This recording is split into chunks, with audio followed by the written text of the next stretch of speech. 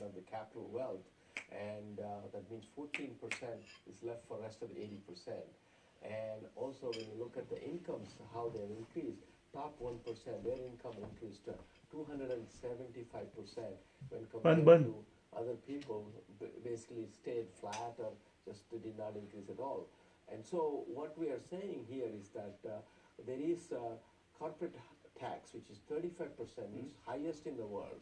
And there's a lot of talk in Washington about tax reform, and we are saying that providing tax credits, we're not mandating anything for corporations, but incentivizing corporations so that way they can share some of the capital wealth with their employees. Now, you use the word share twice, and that's a word that people will look at when you hear shared wealth.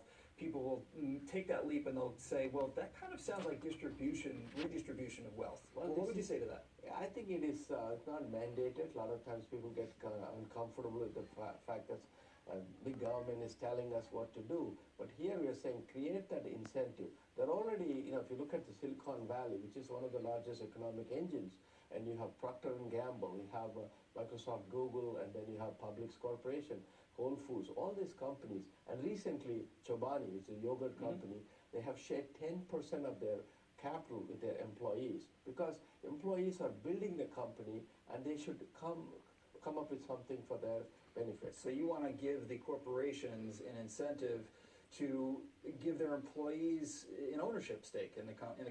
That's correct, yeah. Right now, instead of paying 35% tax, if you cut it down to 50%, and with the condition that the employers share that in the form of tax credits, so that way they can share that with their employees in the stock options, and that will help. And in the urban areas, when you have the enterprise zones, where you can cut it 100% and try to share that, attract capital, private capital into urban areas and rural areas, and create employment as well as the sharing of the capital. Is this something that you feel corporations and business owners are going to be interested in more and more, or is it something that you think that they're going to be a little bit afraid of because they want to keep that control for themselves? No, we're not talking about control. There are a lot of the corporations right now. There are 10,000 companies and 15 million Americans and worldwide. They are benefiting from employee ownership. And my personal experience, I worked for AT&T Bell Labs for 18 years.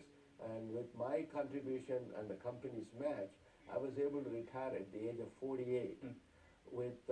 From the private sector, I went into the public sector. But I think that's what it is.